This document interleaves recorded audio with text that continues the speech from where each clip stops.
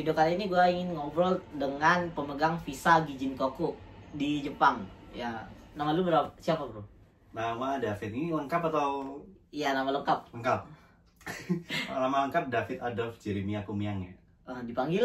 Dipanggilnya David aja. Oke, gelar lu apaan nih? D3 Teknik Mesin Industri. Industri. Betul. Berarti lu engineering emang? Engineering. Oke. Lu dari mana asalnya? Dari Solo, Jawa Tengah. Lu udah berapa lama di Jepang? Di Jepang kalau sekarang jalan 6 bulan. 6 bulan. 6 bulan. Dari Februari. Jalan 7 bulan. 7 bulan. 7 bulan lah ya. Menurut lu Jepang gimana? Dari apanya dulu nih? Dari kehidupannya, dari gajinya, maksudnya dari ini dulu, dari culture shock lu ada nggak? Culture shocknya sih ada, terutama dari orang-orang Jepangnya ya. Soalnya kan beda budaya mungkin ya. Budayanya terus orang-orangnya terlalu polit lah, terlalu apa ya? Sopan. Terlalu sopan dan terlalu kaku gitu loh. Anjir, sama lagi, gue juga ngerasain itu kan. Tapi lu kena budaya ini gak, tatemae yang kayak muka depan sama belakang beda? Oh, kena. Kerasa? Kerasa. Lu ngerasanya kayak, lu taunya itu di mana? Waktu di Indo atau di sininya nih? Taunya waktu di sini sih, ngerasain sih.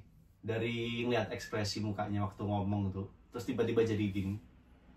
Contohnya kayak ngomong apa? Lu inget ya? Sugoi ne. Kami wa sugoi ne. Megane wa Iya. sugoi ne. Padahal aslinya enggak peduli. Enggak, biasa aja. Anjir, emang. Tapi kalau dari segi gaji menurut lu puas nggak dengan gaji Jepang? Untuk saat ini puas sih. Puas. Puas sih puas, cuman ingin yang lebih. Ya lebih. Berarti lu bakal stay lama nggak di Jepang untuk jangka panjang yang lama? Jangka waktu yang lama. Kayaknya untuk sekarang mungkin iya sampai 1 tahun ke depan. Iya ya. Cuman untuk selanjutnya sih rencana pindah. Sebagai batu loncatan. Sebagai betul loncatan aja. Sama gue juga mikir kayak gitu sih, soalnya ya adalah hal-hal yang hal tertentu yang membuat nggak bisa diobrolin singkat, pasti lama. Berarti lu kerja dari jam berapa sampai jam berapa? Kalau sekarang sih ini aku masuknya pagi. Karena kan di Kaisang itu kan ada 3 shift ya sebetulnya. Cuman aku tetap pilihnya yang pagi. Dari jam 8.50 sampai jam 16.10. 16.10. Jam 16.10 lah ya. Berarti sekitar 8 jam. Cukai 1 jam. Berarti sekitar 7 jam kerjanya. Terus ada ini coffee break 10 menit. Jam 11 sama jam 3. Jam 11 sama jam 3. I see. Enak ya? Ada coffee break? Kayaknya disediakan perusahaan. Ada sih, kopinya ada. Snack juga ada. Enak banget ya. Ini enak ya. Enak sih. Kalau ini kisaran gaji tuh, ini agak sensitif sih, tapi maksudnya kisaran gaji yang nggak usah spesifik banget gitu. Di angka berapa? 20 sampai 30? Kalau range-nya di angka 20 sampai 30 ya. Di angka 20 sampai 30. 30 masih kotor sih ya. Belum nanti kepotong apa-apa. Wifi, terus listrik, gas sama air sih. Ya, tapi masih bersih 20-an ke atas. 20 ada. Untuk saving rate-nya berapaan nih yang bisa kalau gua sih saving di atas 10 sih. Kalau gua. Kalau pribadi sih karena nggak suka main ya. Iya, oh iya. 10 ke atas bisa sih. 10 ke atas bisa. Dan kalau untuk makan sih nggak terlalu boros sih. Mesti nggak terlalu pilih-pilih juga. Dan nggak masak-masakan Indonesia. Nggak suka masakan Indo? Suka, cuman bumbu-bumbunya kan yang perlu bumbu banyak kan. Jadi masaknya yang simple gitu sih. Ya bisa saving 10 sampai 15 bisa sih. 10 sampai 15. Wow, itu enaknya udah di umur lu berapa? 28. Sama gue juga, gue 27, jadi 11-12 tahun. Enaknya sama kita adalah di fase yang kayak main bukan hal tujuan lagi. Prioritas mungkin ya, prioritas enggak sih. Lebih ke ini aja, fokus nyari duit gitu. Fokus cari duit, betul. Kegiatan lu selain kerja lu berapa hari kerja dan berapa hari libur? Kerja 5 hari kerja, 2 hari libur, Senin sampai Jumat. Jadi kerjanya dari Senin sampai Jumat. Sabtu Minggu libur. Banget cuy, beda cuy emang. Terus apa selain kalau libur ngapain aja tuh? Kalau libur sih biasanya nggak suka kemana-mana ya memang ya orangnya. Kalau saya. Berarti di Apato aja. Apato, kadang nonton film sambil belajar bahasa lain sih. Belajar bahasa lain. Betul. Bukan memperdalam bahasa Jepang ini. Memperdalam sih enggak ya, cuman Fukushu. apa ya? Fukushu aja sih kalau yang saya sih. apa namanya? Praktis apa? Praktis Review. Review aja. Review. Kalau memperdalam enggak sih, karena kan tujuan end game-nya kan iya. pengen ke negara lain. End game berarti Jepang sebagai batu loncatan. Betul. Ada ya, gue juga mikir kayak gitu juga ya.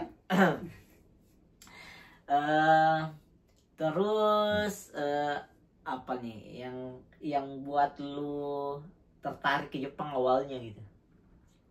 Ceritanya panjang ya. Kalau tertarik awalnya tuh dari kuliah, zaman kuliah itu kan anime ya, anime terus dari apanya ya? Lagu-lagunya sih mungkin. Tapi kalau lebih spesifik lebih ke anime sih. Lebih ke animenya. Lebih ke anime, suka nonton anime sih dulu. Wow. Karena dari situ terus ada temen nih yang suka Jepangan juga. Dikasih tahu nih, wah ada event ini, ayo ikut yuk. Ikut yuk. Suka kayak tertarik, kayaknya oke sih bahasanya, aku bisa nih kayaknya. Akhirnya dari situ tuh mencoba. Berapa otodidak atau masuk LPK nih? Otodidak ya. Jadi nggak setelah lulus kuliah itu nggak langsung ke Jepang nggak ya. Ada jedanya dulu ya. Berangkat ke Jepang baru tahun 2024 kemarin. Habis berapa kisaran habis berapa? Kalau Gijin Koko kemarin sih 50 sih. Hampir 50. Hampir 50. Pergi. Hitungannya masih murah sih. Masih murah gitu. Masih murah sih. Soalnya ada yang di atas 50. Ada yang 70 sampai 100 tuh ada. Serius? Ada. Tapi balik modal sih bisa sih. Tapi balik modalnya bisa. Bisa berapa bulan gitu misalkan balik modal 6 bulan, 5 bulan? Enggak sampai sih. Enggak sampai. Tergantung dari orangnya yang savingnya ya. Oh iya, saving rate-nya ya berapa ya? Ya 4-5 bulan lah udah bisa balik. Balik modal. Berarti menurut lu belajar bahasa Jepang tuh susah nggak untuk sekarang gitu? Untuk sekarang sebenarnya. Maksudnya gimana? Menurut lu dari awal nih, lu belajar dari nol kan? Menurut lu belajar bahasa Jepang tuh susah atau enggak? Sebetulnya sih enggak ya kalau menurutnya. Iya. Soalnya kan dulu kan emang niatnya emang di Jepang. Kalau udah niat, jadi tiap hari tuh aku harus belajar. Dulu tuh aku otodidak ya sebelum masuk LPK itu. Kalau masuk LPK itu cuma buat matching job aja. Jadi sebelum masuk LPK itu udah ada basicnya, hiragana, katakana. Terus beberapa kotoba gitu udah tahu. Jadi tinggal terusin aja, tinggal memperdalam itu aja sih. Gue emang ke Jepang nggak minat ya. Minat? Awalnya sumpah nggak minat. Makanya bahasanya susah di gua. Dan gua hafal hiragana katakana ya 2 bulan lebih.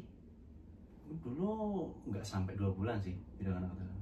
Ya rata-rata teman gua seminggu 2 minggu cuy. 2 minggu rata-rata. Iya rata-rata. Di target itu kan 2 minggu. Iya di target gua 2 bulan baru paham tuh, ngerti. Karena yang gua tertariknya ke Jepang adalah duitnya. Sumpah nggak ada motivasi lain selain duit. Iya, karena kan ini ya di Jepang itu kan memang dihargai ya. Iya. Pekerjanya. Menurut lu Jepang tuh ini agak random sih. Menurut lu Jepang waktu di Indo sama Jepang waktu di sini ini sama nggak atau beda dari gambaran orang waktu di Indo? Kalau waktu di Indo gambarannya sih memang ini ya beda. Setelah apa yang dirasakan di Jepang.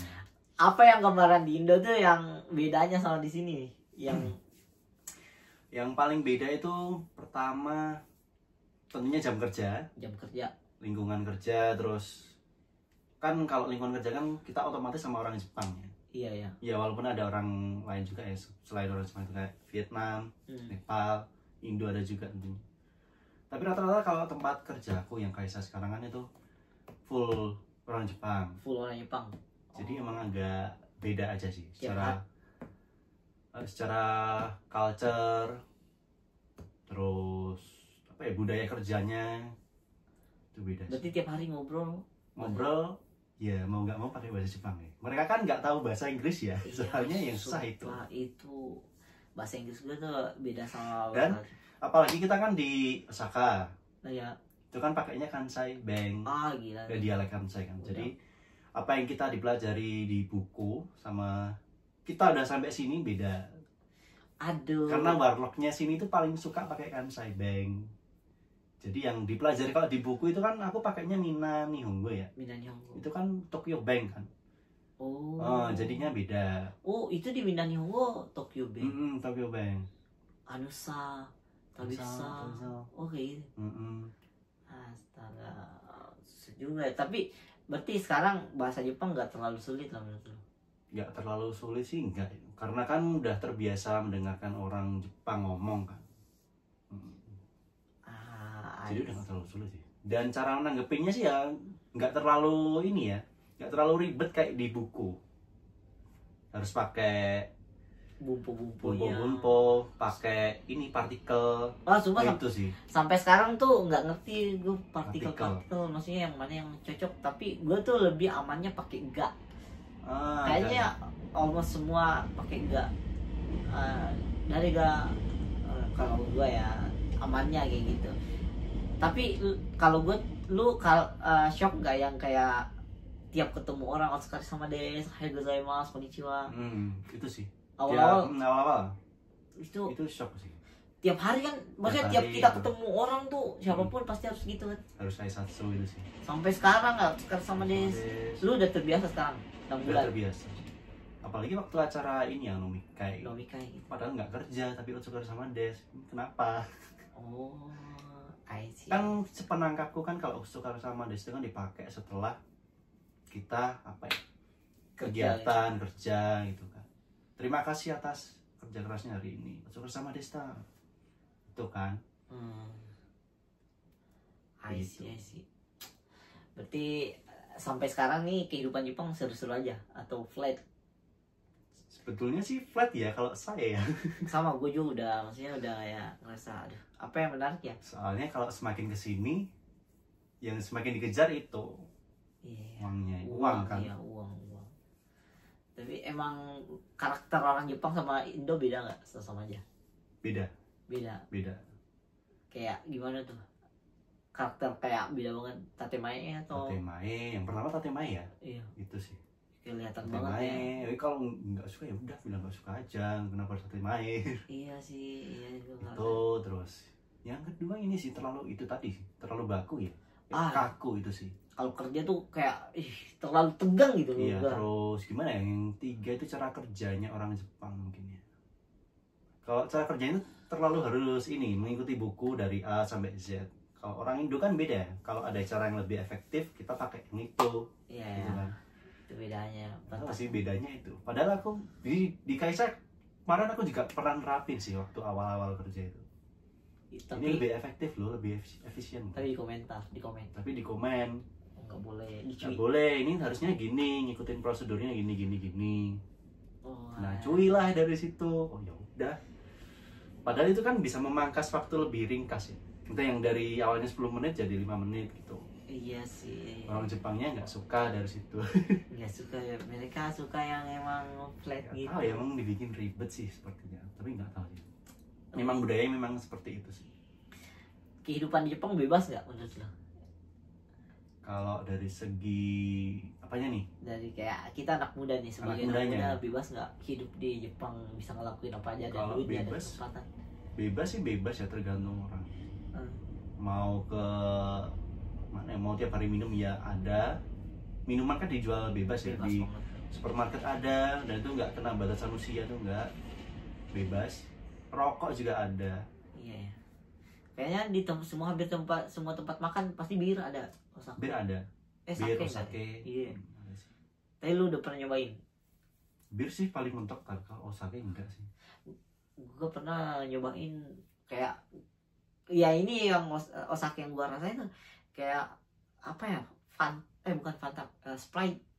Sprite-nya kecut-kecut gitu. Kalau yang osake yang gua rasain itu nggak sengaja, dua teguk gua ngerasain. Berarti menurut lu masih recommended nggak orang belajar berjuang untuk ke Jepang, atau enggak nih bagi orang-orang yang suka ke Jepang, mau berkarir di Jepang sebagai visa Gijin Koku atau yang punya S1 nih? Kalau sebagai visa Ginkoku sebenarnya oke-oke aja ya, nanti tinggal kitanya aja yang tinggal pinter-pinter cari tempat kerjanya sih. Tempat kerja, milih-milih. Pilih-pilih gitu sih. Berarti worth it nih untuk sebetulnya worth it ya untuk Ginkoku. Berapa lama kisaran waktu dibutuhkan, kayak misal dari awal nih prosedur sampai ke Jepang untuk visa Ginkoku, kisaran normalnya gitu, standarnya? Ya walaupun bukan pengalaman pribadi ini. Iya, tergantung berdasarkan pengalaman lu dan lu lihat orang-orang sekitar gimana. Rata-rata sih kayaknya ini bisa 6 bulan sih ya. Mulai dari pembelajaran, terus untuk menunggu ini COE itu 6 bulan. 6 bulan sih ya. Gua ini visa TG, gua visa Togino 1,5 tahun gua baru sampai berangkat. Lama gua. Lu belajar berapa bulan? Belajar sih 4 bulan ya di LPK. Enggak lu otodidaknya. Otodidaknya 1 bulan lah. Berapa sebulan belajar sendiri, terus masuk di LPK 4 bulan ambil GFT. Betul. Langsung interview sama Saco sih, langsung ini. LPK-nya LPK apa nih kalau lo tahu? Siapa tahu ada yang mau daftar di LPK-nya. LPK-nya di Klaten sih. Di Klaten, Solo berarti. Jawa Tengah. Jawa Tengah sih, cuman itu beda kabupaten aja sih. Berarti dia nyediain ini job Ginkoku. Ginkoku sebenarnya nggak tiap waktu ada sih ya. Kebanyakan memang TG sama magang itu sih. Jadi kalau Ginkoku itu tertentu sih kayaknya kalau menurutku ya. Kalau pas ada yang dari Jepang butuh, itu dia baru call di Indonya sini, mungkin gitu sih. Soalnya kemarin aku juga ini beruntung ya. Dapat Kaisha, jadi nggak terlalu tinggi untuk persyaratannya. Itu minimal cuman GFT aja sih. Tapi kan rata-rata kalau Ginkoku kan harusnya kan N3 kata. N2 lah gitu. Iya sih. Cuman dapat yang GFT aja. Dan lu lulus Mensetsunya. Lancar nggak ngomongnya? Lancar sih. Mensetsu.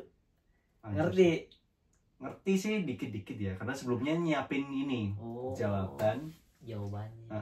Kayak apa sih?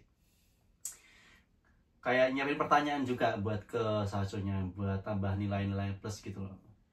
I see. Berarti. Mungkin terus sama karena sering senyum juga.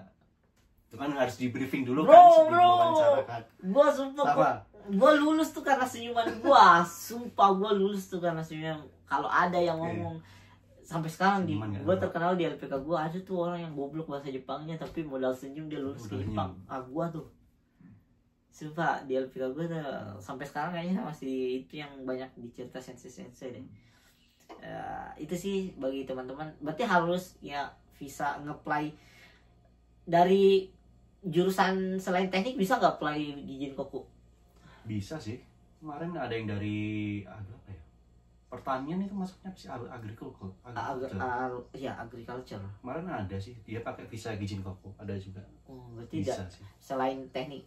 Kayaknya chance-nya, kesempatannya untuk dari jurusan teknik tuh lebih gede nggak dibanding jurusan lain atau gimana? Chance-nya tentunya lebih gede ya. Lebih gede. Secara kan agriculture kan nggak semua Kaisa kan terima. Iya sih. Cuma kesempatan 1 atau 2 sih. Dan itu pun nggak selalu ada. Tapi yang paling recommended yang paling gede sih ini ya, teknik IT gitu sih. IT itu recommended banget. Teknik industri sih paling banyak ya. Teknik industri itu kayak gimana? Dia ngerjain perumahan gitu. Perumahan gitu sih kalau nggak salah sih ya. Jadi pengawas lapangan proyek atau gimana gitu. I see. Gitu sih. Oke. Cuman kalau yang jadi pengawas itu kan memang harus persyaratannya tuh lebih tinggi. Bahasanya juga lebih tinggi. Tapi mereka kayaknya nggak bakal rugi belajar bahasa Jepang, karena Jepang butuh pekerja kan? Butuh pekerja. Menurut lu gimana yang lu lihat? Mereka emang kekurangan orang atau gimana? Kekurangan orang sih. Berarti emang.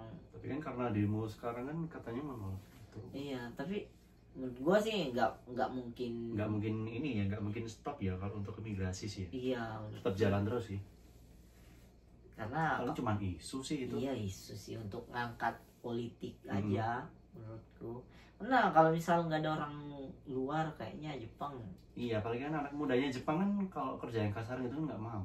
Serius nggak mau. Kita rata-rata di Kaisaku juga Itu yang udah mid age.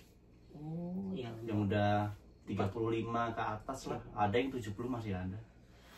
Wah, debak. Oke, itu aja kepanjangan. Nanti see you, arigatou gozaimasu. Arigatou gozaimasu. Mata ne.